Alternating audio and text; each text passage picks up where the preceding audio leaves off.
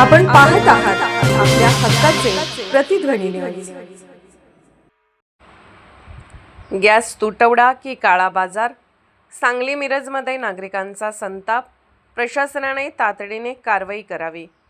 सध्या Iran, Israel, America संघर्षाच्या पार्श्वभूमीवर इंधन पुरवठ्याबाबत अनिश्चिततेचे वातावरण निर्माण झाले असताना सांगली, मिरज आणि जिल्ह्यात घरगुती गॅस सिलेंडरच्या पुरवठ्यावर परिणाम झाल्याच्या तक्रारी नागरिकांकडून मोठ्या प्रमाणात केली जात आहे।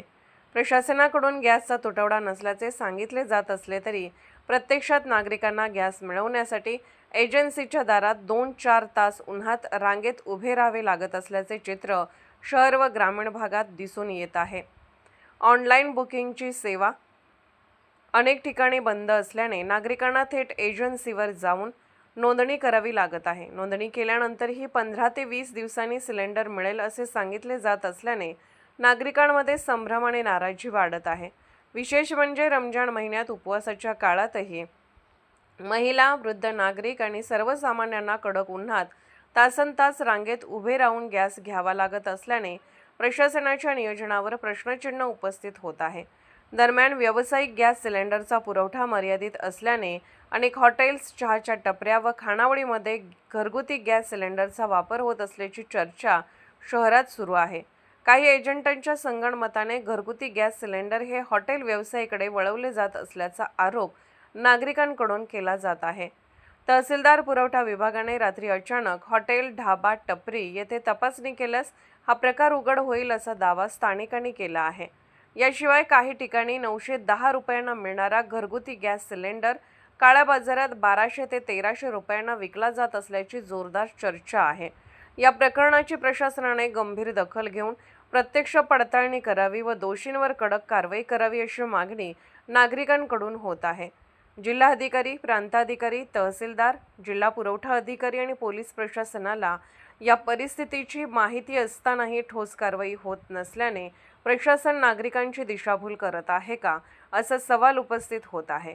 परिस्थिती गंभीर होण्यापूर्वी जिल्हा प्रशासनाने तातडीने विशेष पथक स्थापन करून गॅस एजन्सी, हॉटेल व्यावसायिक आणि संभाव्य काळा बाजार याची तपासणी करावी, तसेच घरगुती गॅसचा नियमित पुरवठा सुरळीत करावा अशी जोरदार मागणी नागरिकांकडून होत आहे। सध्या नागरिक संयम राखून परिस्थितीचा सामना करत असले तरी प्रशासनाने हा संयमाचा अंत पाहू नये, अन्यथा गॅस तुटवड्याच्या प्रश्नांवर नागरिकांचा असंतोष उफाळून आंदोलनाचा भडका उडण्याची शक्यता व्यक्त केली जात आहे। दरम्यान जिल्हा पुरवठा अधिकारी आशिष फुलके यांच्याशी संपर्क साधला असता ते म्हणाले, कुठेही घरगुती गॅसची टंचाई नाही। नागरिकांनी आपली नोंदणी केली की 2 दिवसात संबंधितांना गॅस मिळेल। जर कोणी घरगुती गॅसचा काळाबाजार करत असेल तर त्यांनी माझ्या खालील मोबाईल नंबरवर संपर्क साधावा, असे आवाहन जिल्हा पुरवठा अधिकारी आशिष फुलके यांनी केले।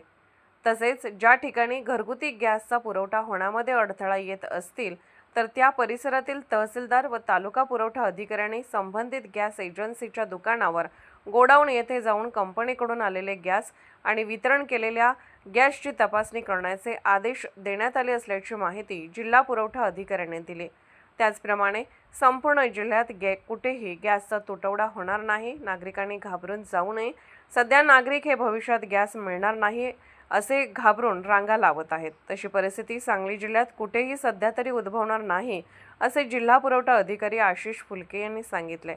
जर घरगुती गॅसचा कुठे काळाबाजार होत असेल तर त्यांनी आपल्या 77 41 86 75 77 या मोबाईलवर संपर्क साधावा, असे आवाहन सुद्धा केले।